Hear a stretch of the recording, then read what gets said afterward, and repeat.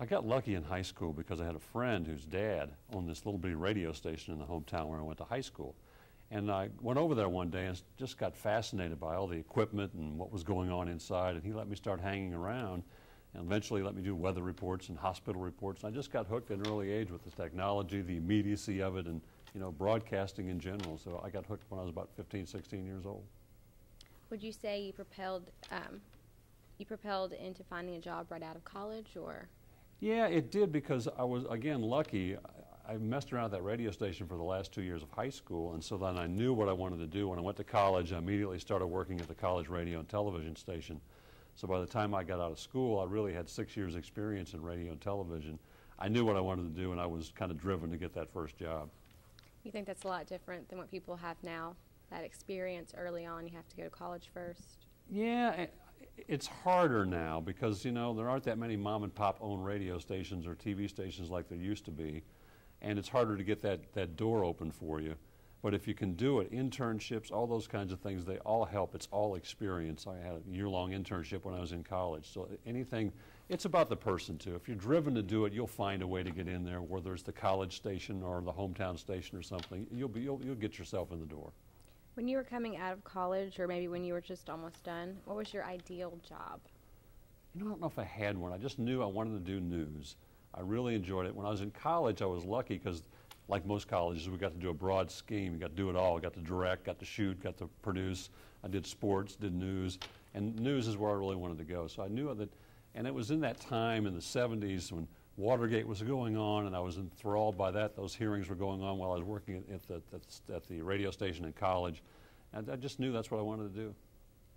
You joined News 2 in 1980, correct? Yeah. What has made you stay for over 30 years? Different opportunities. I didn't think I'd be here this long.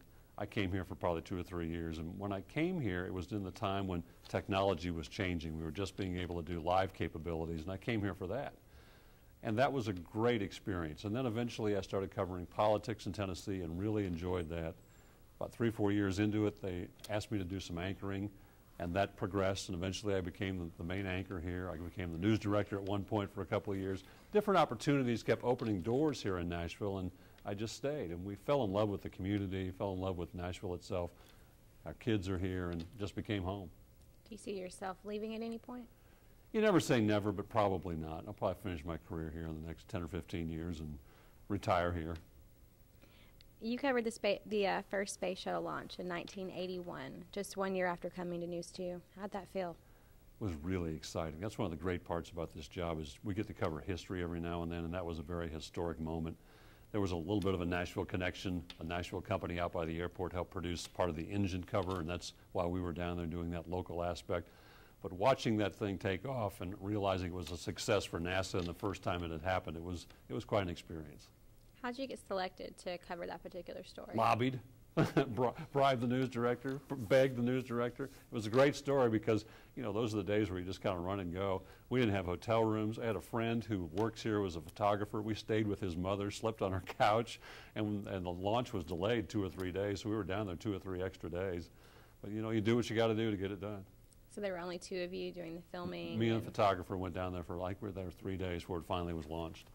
So was it just photography or video as well, obviously? Video, yeah. Yeah. Did you have to do any of that, or were you just the on-camera? I was just the reporter for that particular story. I've done photography in some of my other stories that we've done, and we trade back and forth doing that kind of stuff. For the most part, I was just being the reporter. What are some unique things you experienced while covering the launch? It was the first time I'd seen international television come for an event in the United States that I was a part of. Japanese television was there, British television was there, because it was a worldwide event. So that was a real first. And there was a really kind of a funny at the time, now, probably not at the time, Japanese station decided they wanted to do a stand-up. The reporter wanted to do a stand-up with the space shuttle launching behind him. Well, the space shuttle launches, he starts doing a stand-up and he messed up. Well, you only get one shot at it because the space shuttle is gone. He threw his microphone down. You could see the disgust, but it was probably not a good plan. How do you think covering a historical event of that magnitude helped you succeed in Nashville? It made me want to cover more, and I got lucky. I got to go to Afghanistan after the 9/11 attack here in the United States. I've gotten to go to Japan. I got to go to London for different events. And one-of-a-kind events. The first nonstop flight from Nashville to London we got to go on, got to go with the 101st Airborne to Afghanistan. I mean, different things like that have really intrigued me, and you really are a part of covering history, watching it happen and unfold before your eyes. Have you learned anything in particular from those trips that you've brought with you in your job? Yeah, you really learn empathy for the people that are going through tragedy. How young those soldiers are who are going over there fighting for our country. You understand the role of the different people in making tough decisions at the time. That's the kind of thing you bring back. You kind of see the courage of people to make decisions at the spur of the moment.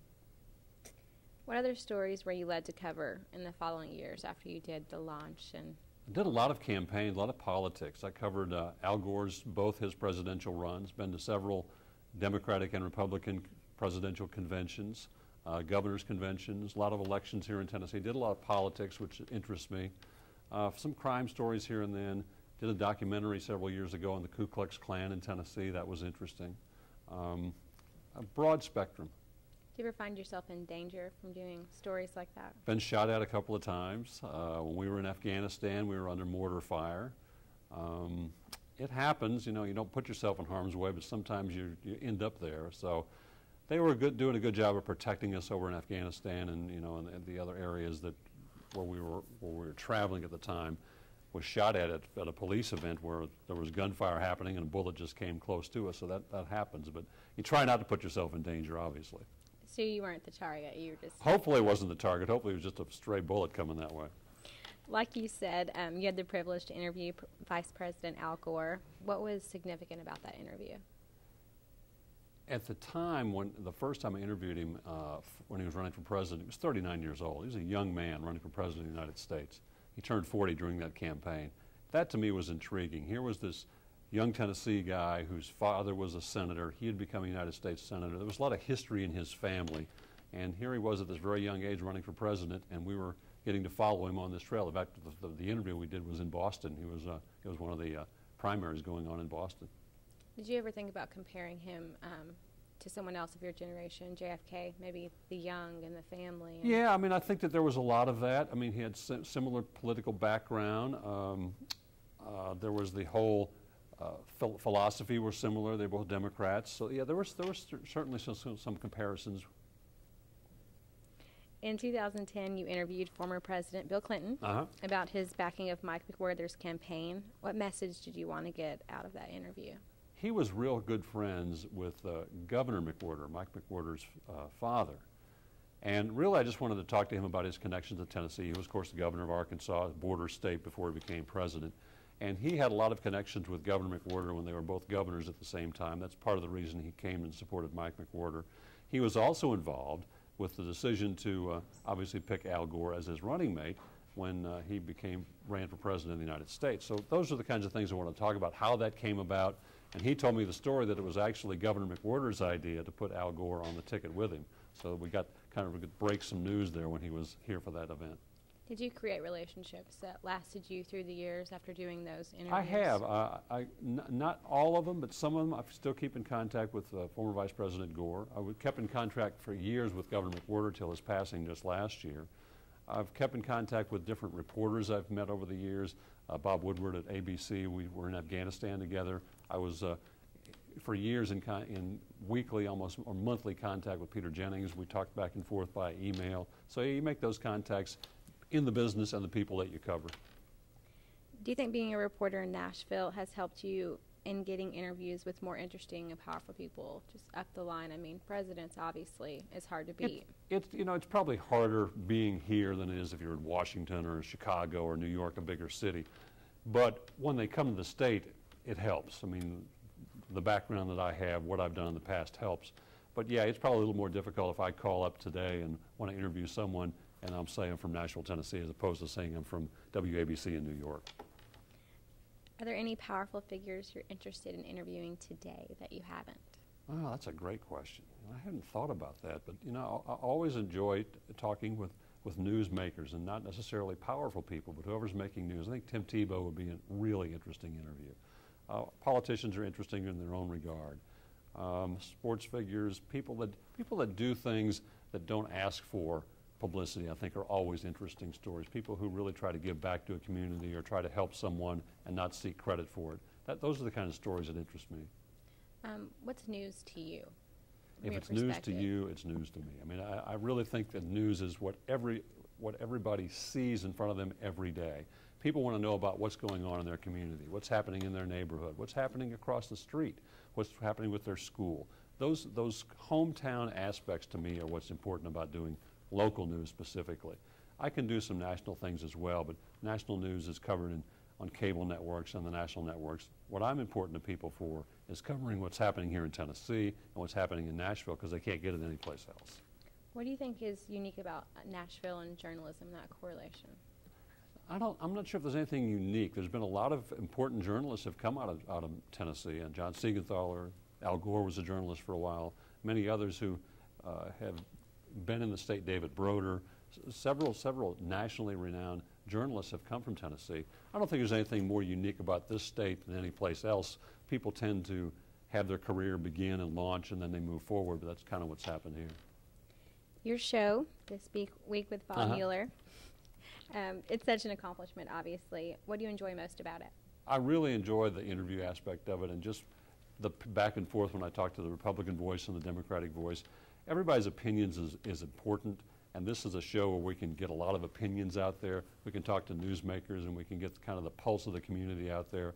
And I think it's again, one of those things. Politics isn't everybody's cup of tea, but people want to know what their elected officials are up to, and they want to hear from their elected officials. They want to see them, and that's the opportunity that I try to present to them through my show. How long have you been doing your show? We started in 2006 with it really kicked off with the Senate race with Bob Corker and Harold Ford Jr., so we've been doing it 6 years now. Was that your idea? Or it was my idea. I thought no one in Nashville was doing any kind of political show at all, and I decided there was a void there. Maybe we could do something that might fill that void, and hopefully it has. What would you say the angle of your show is? Obviously politics, but I mean, are you Republican, Democrat? I try to get the views from all of those people forward, and I also try to do, my show is run once a week, so I try to do a look back, what's happened politically in Tennessee that entire week, and kind of a refresher of remind people what's happened, things that they may have missed. Try to interview their elected officials, try to interview interesting people, national figures, politicians, authors that come into town, and get them on as well.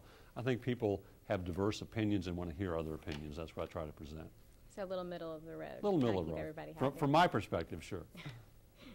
Being here in Nashville, what special opportunities do you think journalists have or had before the strong shift in the rise of technologies?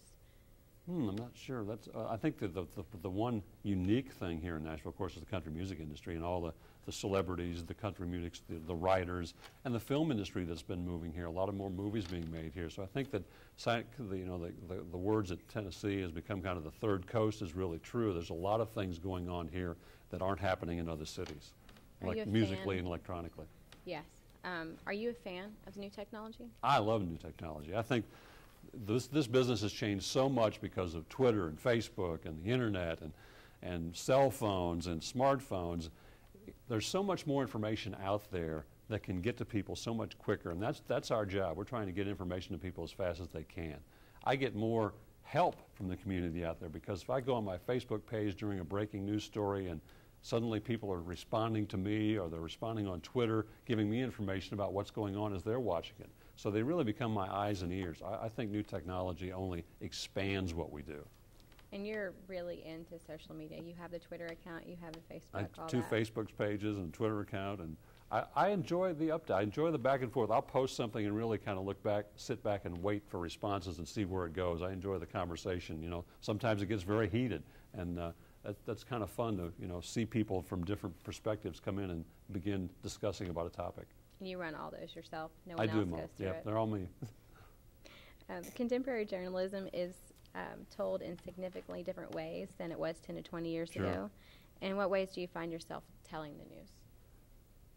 As opposed to maybe 30, 20 years ago, when we kind of reported events, we're kind of now reporting events through the eyes of people that actually live them. We're not so much talking to officials all the time, we're talking to people who were in that event or impacted by that event. I think that's how it's changed dramatically, is that we talk to the people affected much more than we used to in the past.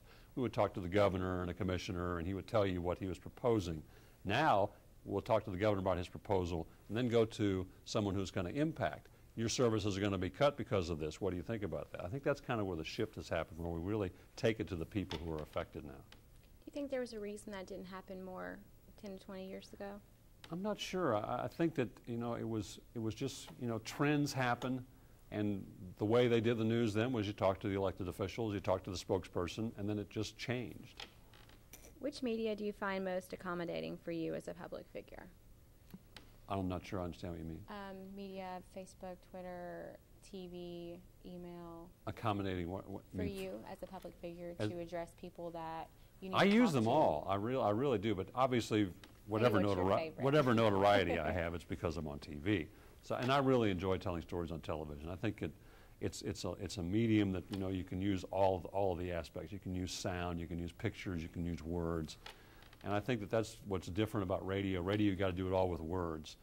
Still photography, you got to do it all with pictures. Television, you combine them all, and I really enjoy that aspect of it. Obviously, you're our News Channel 2 guy. What do you hope to see in the future for journalism and reporting in Nashville? I hope we continue to grow. I think there's going to be more and more opportunities for young people like you, more and more platforms, more and more places to get information, and we're going to become just one of those, not the one, and I think that that's what's going to happen. Are there any words of advice you would give to aspiring journalists eager to get in the field of journalism? If you want it, go get it. Write as much as you can. Writing is, to me, an underappreciated and under-stressed important aspect of what we do. If you got the drive, you'll find a place to get in. You know, there's so many opportunities now. If you want to be on TV but can't find something, try something on social network. Produce your own video, get it on YouTube. There's so many different ways to do it now that I think that people who really want it, they're going to find that avenue.